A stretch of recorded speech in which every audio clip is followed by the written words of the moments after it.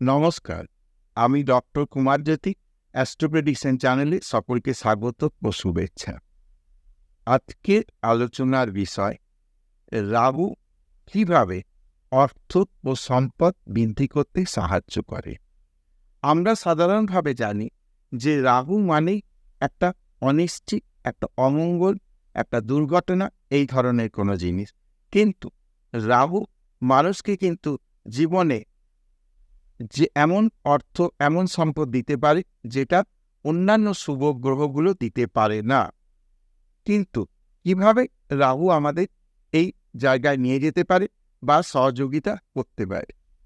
সাধারণভাবে রাহুর তিনটে জায়গায় রাহুর অধিকার রয়েছে, তিনটে ডিরেকশনে রাহুর অধিকার রয়েছে।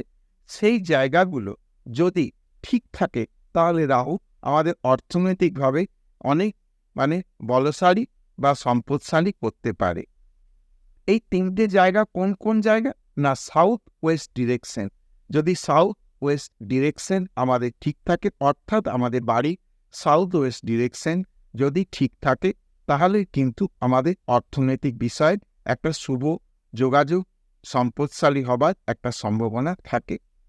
এবার হচ্ছে বাড়ির টয়লেট যদি ঠিকঠাক থাকে, তাহলে কিন্তু আমাদের অর্থনৈতিক জায়গাটা ঠিক থাকে। এরপর হচ্ছে বাড়ির স্টেয়ার বা সিঁড়ি, সেই জায়গাটা যদি সঠিক থাকে, অর্থাৎ যদি সেই জায়গা যেমন হওয়া উচিত সেটা থাকে। তো আমি একটু বিশদ বিষয়ে আলোচনা করার চেষ্টা করছি যে এই যে সাউথ ওয়েস্ট ডিরেকশনটা আমি বললাম, সাউথ ওয়েস্ট ডিরেকশন এনে সাধারণভাবে মাস্টার্স বেডরুম হয়, অর্থাৎ হেড অফ দ্য ফ্যামিলি, যে তার থাকার জায়গা বা সে যে রুমটিতে থাকবে সেটি সাউথ ওয়েস্ট ডিরেকশনে বলে খুব ভালো হয়। কিন্তু যদি তার জায়গায় ওই সাউথ ওয়েস্ট ডিরেকশনে যদি একটা দরজা করে দেওয়া হয়, সাউথ ওয়েস্ট ডিরেকশনে যদি সিঁড়ি করে দেওয়া হয়, সাউথ ওয়েস্ট ডিরেকশনে যদি টয়লেট করে দেওয়া হয়, তাহলে কিন্তু বাড়ির পুরো ব্যালেন্সটা নষ্ট হয়ে যাবে এবং রাহু একবারে ক্ষিপ্ত হয়ে যাবে। রাহু একবারে তার আর ক্ষমতা সেখানে দেখাবে, অর্থাৎ রাহু তার অশুভ জায়গাগুলো কিন্তু দেখাতে শুরু করবে, অর্থাৎ অর্থনৈতিক নাশ, বাড়িতে নানান রকমের সমস্যা ইত্যাদি বিষয়গুলো করতে থাকবে। কাজে খুব সাবধানতা অবলম্বন করতে হবে। সাউথ ওয়েস্ট ডিরেকশনে যদি মাস্টার বেডরুম রাখা যায়, তাহলে কিন্তু সেই ব্যক্তি বা সেই পরিবার ধনশালী, সম্পদশালী হবেই। এবার আসি টয়লেট। টয়লেটটা সবসময় কিন্তু বেডরুমের মতো পরিষ্কার রাখতে হবে। টয়লেট কিন্তু নোংরা, আবর্জনা, নানান রকমের দুর্গন্ধ ছাড়ছে, এই রকম করে রাখা চলবে না। সব সময় টয়লেটটা কিন্তু ওয়েল মেনটেন করতে হবে। যদি ওয়েল মেনটেন করা যায়, যে বাড়িতে টয়লেট কিন্তু এরকম পরিষ্কার পরিচ্ছন্ন ওয়েল মেনটেন করা যায়, সেই বাড়ি কিন্তু ধনশালী বা সম্পদশালী হয়, বা সেই ব্যক্তি ধনশালী বা সম্পদশালী হয়। এরপরে শেষ পয়েন্ট হচ্ছে যে সিঁড়ি। আমরা সাধারণভাবে দেখি বেশিরভাগ বাড়িতে, আমি ব্যক্তিগতভাবে বহু জায়গায় ভিজিট করতে যে আগে আমি ওই সিঁড়ির তলা, ওই জায়গাগুলো যে দেখতে যাই। হ্যাঁ, তো সেখানে যত রাজ্যের আবর্জনা, যে সমস্ত বাড়িতে জিনিস আসে, সেই সমস্ত জিনিসের কার্টুনগুলো বা নানা রকম ফেলে দেওয়া জিনিস, সেইগুলো কিন্তু সিঁড়ির তলায় স্থান পায়। বা সিঁড়ির দেখবো যে ওপরে উঠে যাচ্ছি, দেখবো সিঁড়ির এক পাশে, ওপরের দিকে যে সিঁড়িগুলি, সিঁড়ির এক পাশে দেখবো কিছু জিনিস কিন্তু ডাম্প করে রাখা আছে। তো এই জায়গাগুলোকে কিন্তু একটা ক্লিন রাখতে হবে, ক্লিয়ার রাখতে হবে। কোনো কিছু সিঁড়ির তলা ফাঁকা থাকবে, একদম চকচক করবে, সমস্ত পরিষ্কার দেখা যাবে।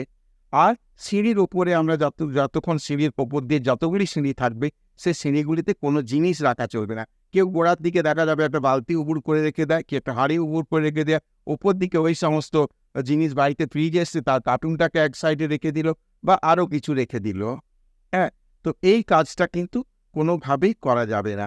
যদি এইভাবে বিষয়টাকে মেনটেন করা যায়, সাউথ ওয়েস্ট কর্নারে বেডরুম রাখা যায়, বেডরুমটাকে একদম ওয়েল মেনটেন করা যায়, সেখানে কোনো ভুলভাল জিনিস থাকবে না, সেখানে কোনো দরজা করা হবে না, অর্থাৎ সাউথ ওয়েস্ট পার্টে কোনো দরজা থাকা যাবে না। যে বাড়ির রুম রয়েছে সেই রুমের দরজা থাকতে পারে, কিন্তু একটা মেন ডোর করা, সাউথ ওয়েস্ট দিয়েই আমি এন্ট্রি নিচ্ছি, এটা কিন্তু করা যাবে না।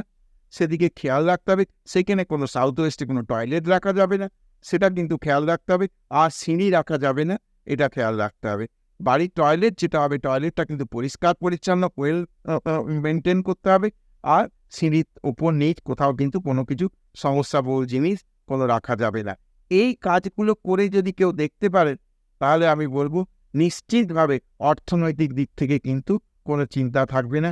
টাকা কিন্তু আসতে থাকবে এবং টাকা স্টে করবে, অর্থাৎ সেভিংস হবে। তো মোটের ওপর এই বিষয়গুলোকে দিকে একটু খেয়াল যদি করা যায়, তাহলে আমি বলতে পারি যে রাহুও সন্তুষ্ট থাকবে এবং এই অর্থনৈতিক বিষয়টা ভালো থাকবে। এবার আমি বলি যে রাহুকে একটু সন্তুষ্ট রাখার জন্যে কি করা যেতে পারে?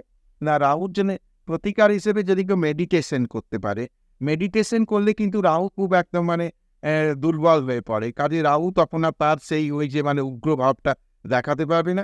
মেডিটেশন একটা রাহুর জন্য একটা খুব সুন্দর প্রতিকার। এরপর বলি শিব পুজো করা যেতে পারে। প্রতিদিন যদি বাড়িতে শিব পুজো করার ব্যবস্থা করা যায়, শিবের মাথায় জল ঢালা যায়, তাহলে কিন্তু রাহু শান্ত থাকে।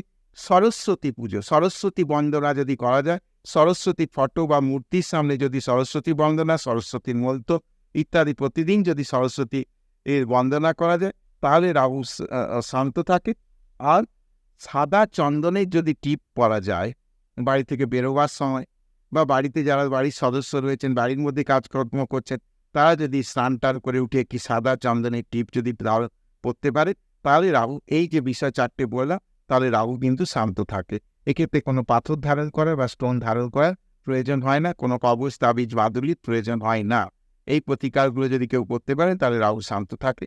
তাহলে আজকের আমাদের বিষয় ছিল রাহু কিভাবে অর্থ, সম্পদ ইত্যাদি বৃদ্ধি করতে সাহায্য করে।